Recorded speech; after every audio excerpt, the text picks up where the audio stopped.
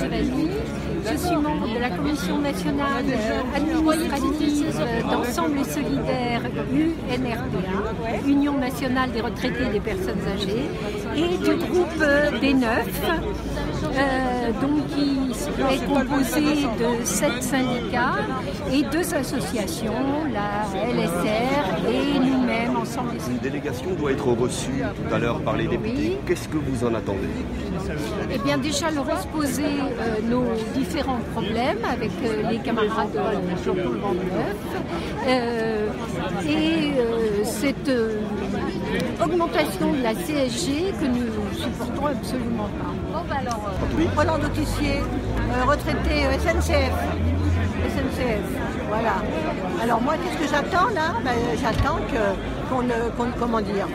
ceux vraiment qui ont de l'argent participent à la vie économique du pays et que les retraités, on est là, on a travaillé toute notre vie, on a participé à ce que la France elle est devenue, on a participé et que maintenant il n'y a pas de raison qu'on nous dise, et on met surtout dos à dos actuellement les jeunes et les retraités en disant que les jeunes ils gagnent moins que nous, mais nous il faut quand même dire, là-dessus c'est vraiment un argument vraiment faux ça. Les retraités, nous on a travaillé toute notre vie, 40, 45 ans, et il est normal qu'on ait une retraite suffisante pour vivre. Ah non, il faut prendre la pancarte et la porte-pancarte. Non. Les deux.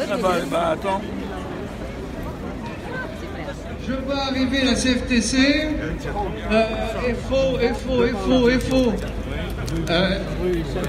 FO est là. Bien. Et LSR est là. D'abord, je voudrais vous remercier de votre participation.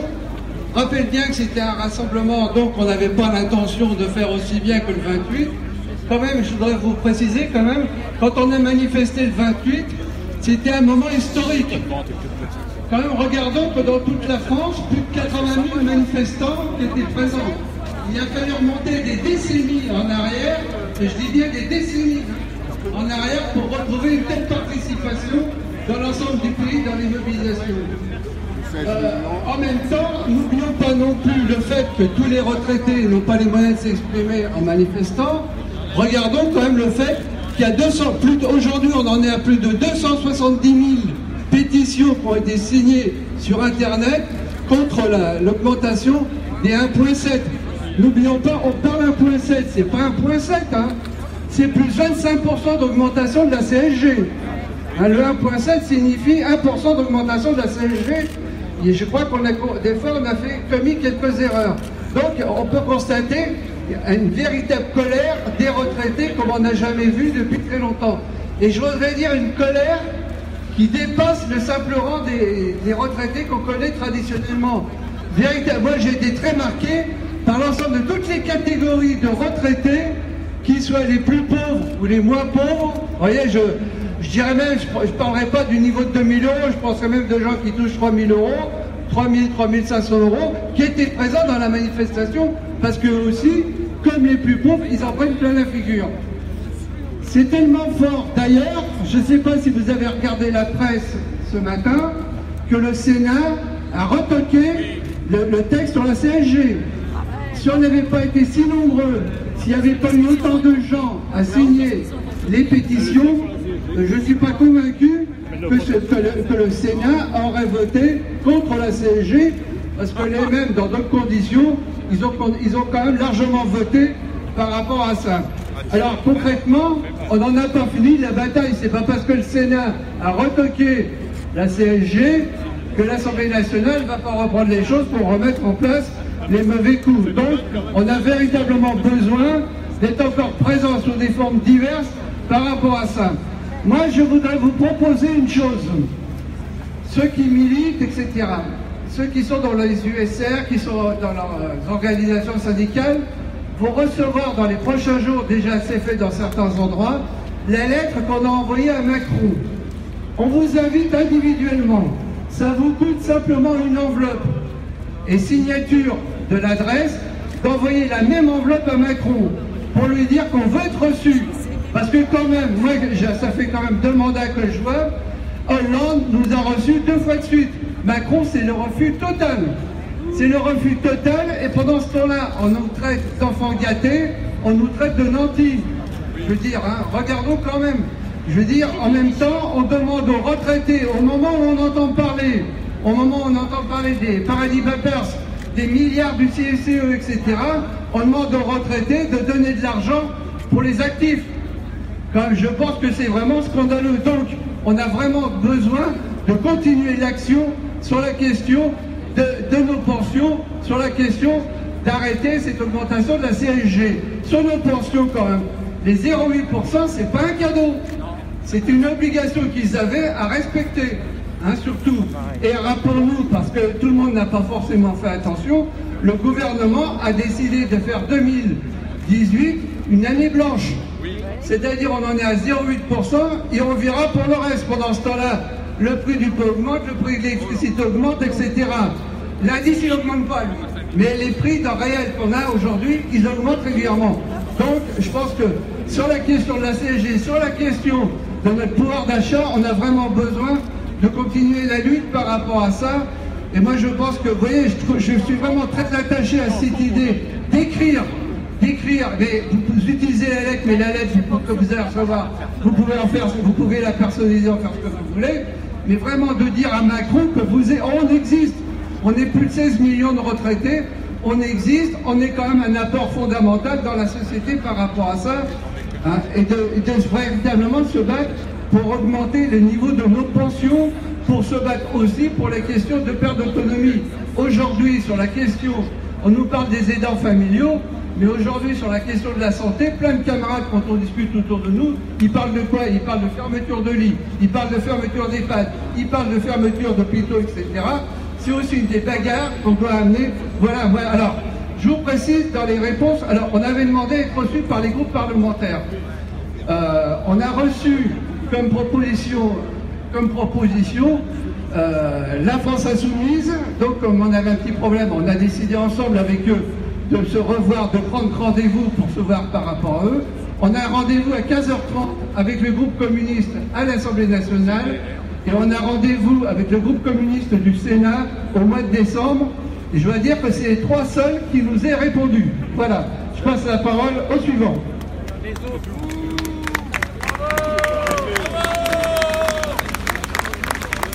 J'ai souhaité prendre la parole tout simplement parce qu'on est tous concernés. Et surtout, pourquoi avons-nous tous ces problèmes de financement? Je crois que c'est parce que nous ne nous reconnaissons pas en tant que retraités dans la société.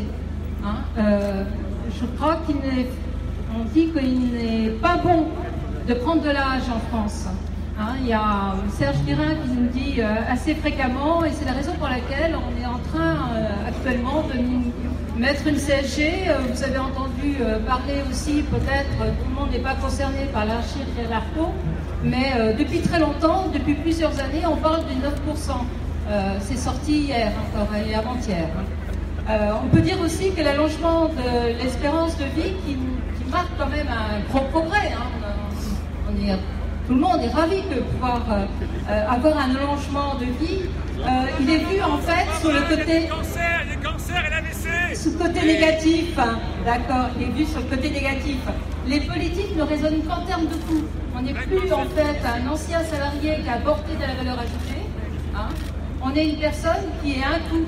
On est un coût aussi bien pour payer nos retraites, mais on est aussi un coût quand on nous parle de la perte d'autonomie. Oui, on dit, je ne vois pas pourquoi on devrait payer la perte d'autonomie pour des personnes qui sont âgées, qui sont à la retraite. Pourquoi pas les retraités payer la perte d'autonomie? C'est ce que nous ressort assez fréquemment, et à savoir au niveau cette nouvelle instance qu'on a mis au niveau national, qui est le Haut Conseil de l'âge, où on est 88 personnes et on se retrouve qu'à 16 associations et organisations syndicales. Croyez-moi, on ne peut pas faire passer notre message. On peut dire aussi en fait que nous vivons dans une société où la jeunesse, hein, on reconnaît, hein, parce qu'autour de nous, on a des jeunes autour de nous, hein, bien c'est l'action, c'est l'efficacité et le travail, ce sont les valeurs exaltées, hein, et puis dans lequel le vieux, c'est nous, hein, qui va à l'encontre du modèle social. Et si on ne fait pas un effort, si on n'essaye pas de se faire connaître, reconnaître, et vous êtes tous là aujourd'hui, faire reconnaître notre place dans la société avec tout ce que nous avons pu faire dans le passé et tout ce que nous pouvons faire maintenant. Voilà. Merci Maud. Oui, alors moi je ne vais pas, je représente la FSU, mais je ne vais pas reprendre ce qui a été dit précédemment puisque je partage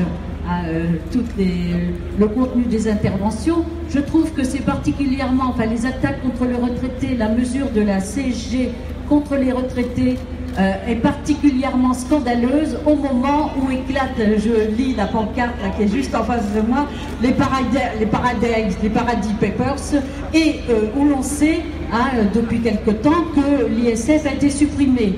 Donc ça, je trouve que la mesure est d'autant plus scandaleuse qu'on chiffre la baisse du pouvoir d'achat à une baisse de 20% en 12 ans.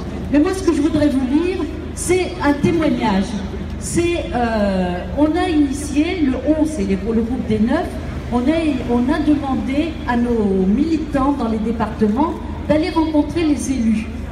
Ce qui est fait, et donc remonte les comptes rendus de ces délégations dans tous les départements. Alors évidemment, résultat des élections oblige, ils ont rencontré beaucoup de députés LRM.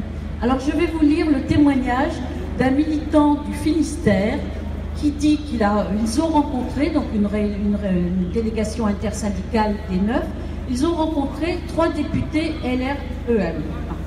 L'impression générale est que nous avons eu affaire à des élus peu au fait des problèmes de retraités, faisant preuve de défiance envers les organisations syndicales et mettant en doute leur représentativité. C'est la langue de bois libérale, tous derrière le patron. Exemple de réponse à propos de l'argumentation de la CSG. Alors écoutez bien, parce que c'est un discours, une réponse d'anthologie. Donc j'ouvre les guillemets. C'est une mesure bénéfique, c'est les députés LRM qui nous parlent. Elle va être réinjectée dans l'économie et amènera des créations d'emplois pour les jeunes. Écoutez la suite, qui est croquignolesque. Ainsi, les retraités n'auront plus à soutenir autant matériellement leurs enfants ou parents et bénéficieront, au contraire, d'une rente à utiliser pour eux-mêmes. C'est une mesure de solidarité intergénérationnelle.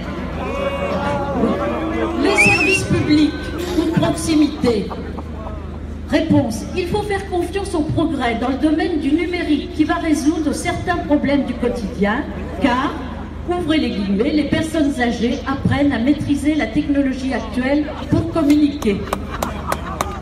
Autre intervention de nos camarades dans le Finistère, suppression de l'ISF.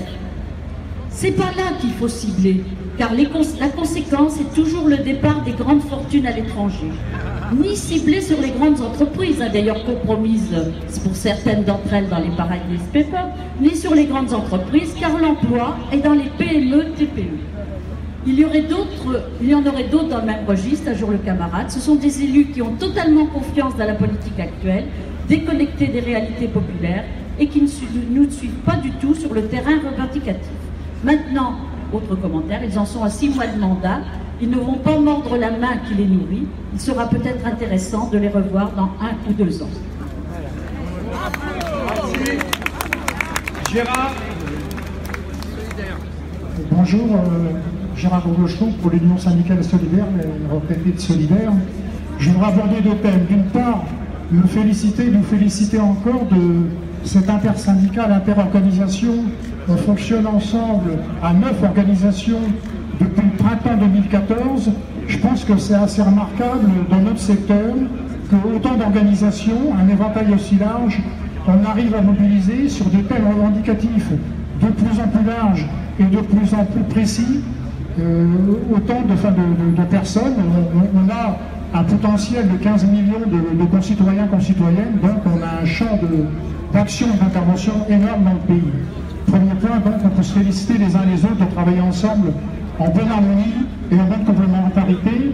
Deuxième point, point de vue solidaire, pour expliquer en partie pourquoi, notamment le 28 septembre, on était 80 000 retraités dans les manifestations. c'est utiliser un qualificatif utilisé également par Macron à notre égard, c'est le cynisme du gouvernement.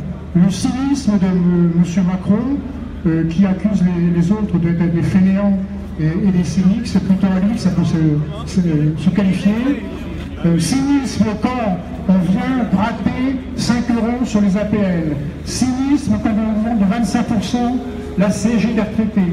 Cynisme quand on supprime des emplois aidés dans les associations. Et cynisme quand, pendant le même temps, on baisse l'impôt sur les sociétés de 28% à 25%, quand on plafonne à 30% la taxation des gros portefeuilles boursiers. C'est énorme le pognon qu'on va perdre dans le budget de l'État. Cynisme du gouvernement et de Macron quand on supprime l'ISF, 4 milliards par an de perte du budget. Et ensuite, ce même gouvernement nous dit les finances publiques sont en difficulté, j'ai pas de sous pour les EHPAD, j'ai pas de sous pour l'aide à l'autonomie, j'ai pas de sous pour les lycées, les crèches. Ça, c'est totalement inadmissible. Je pense que c'est un élément important qu'on exige aussi, ensemble, un autre partage des richesses, parce que de l'argent en France, il y en a, il suffit de ne pas le donner à ceux qui sont déjà très très riches. Merci.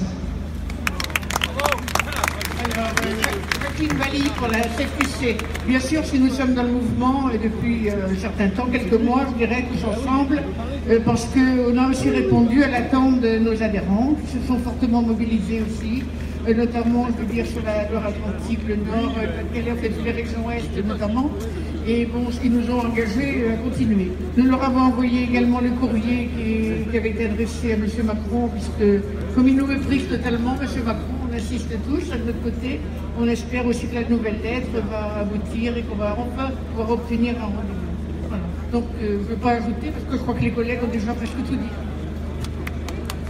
Je vous passe, c'est un accord, 2 minutes, Sébastien Jumel, qui est le député qui va nous recevoir maintenant dans un quart d'heure. Donc il faut qu'il prépare la possibilité de nous recevoir. Donc je lui passe la parole, mais on a passé un deal tous les deux, 2 minutes pour intervenir. Merci, chers retraités, chers nantis. Je suis venu vous apporter la solidarité des parlementaires communistes sur vos justes revendications. On a en face de nous un gouvernement de combat.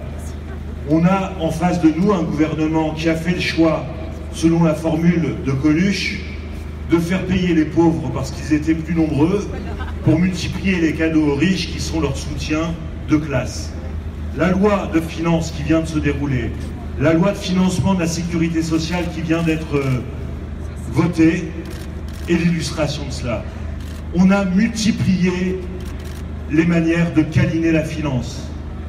Allègement de l'ISF, taxe sur les dividendes, allègement de l'impôt sur les sociétés, et en même temps, pour reprendre la formule présidentielle, on a fait le choix de taper sur les retraités, en considérant d'ailleurs qu'à partir de 1 200 €, vous étiez des nantis, et en considérant donc qu'il fallait mettre à contribution, avant de détricoter le modèle social français, les retraités que vous êtes. Votre colère, elle est légitime, et votre colère, on la porte dans l'hémicycle. Et je suis venu vous dire qu'on ne va rien lâcher, que Macron n'a pas gagné la partie, et qu'il, d'ailleurs, dans les territoires, ce que vous avez raconté sur les députés hors sol, on le voit tous les jours, on sent monter la colère. Notre responsabilité, la vôtre, comme la nôtre, c'est de faire grandir l'idée qu'il y a une alternative au libéralisme qu'on nous propose. C'est de faire grandir l'idée qu'il y a de l'argent, et le scandale sur l'évasion fiscale démontre qu'il y a de l'argent et qu'il faut arrêter de faire les vierges effarouchées devant l'évasion fiscale, mais qu'il faut prendre le pognon là où il est pour mettre le pognon là où il y en a besoin. J'ai respecté mes 2 minutes et donc je suis allé à l'essentiel. Solidarité avec les retraités, on va rien lâcher, on va continuer à se battre à vos côtés.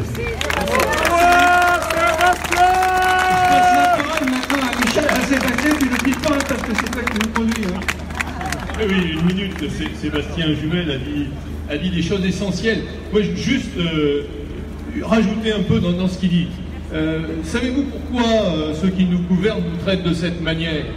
Parce qu'ils nous considèrent simplement comme des personnes âgées et non pas comme des retraités.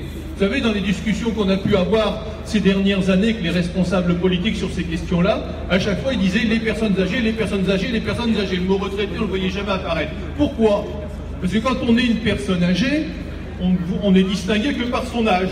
On est un vieux, on est dans une société développée, on ne va pas le laisser crever, on va lui donner de quoi survivre, on va lui donner une allocation. Un retraité, c'est pas pareil. Un retraité, ça veut dire quoi? Ça veut dire qu'avant d'être retraité, il a été salarié, qu'il a produit des richesses, qu'il a versé des cotisations, et que c'est au nom de ces richesses produites et au nom de ces cotisations versées qu'il a aujourd'hui des droits à pension. Et des droits à pension qui doivent être liés à l'évolution des salaires. C'est pourquoi ici, au groupe B9, les 9 organisations, nous revendiquons un alignement des retraites chaque année sur l'évolution du salaire moyen en France.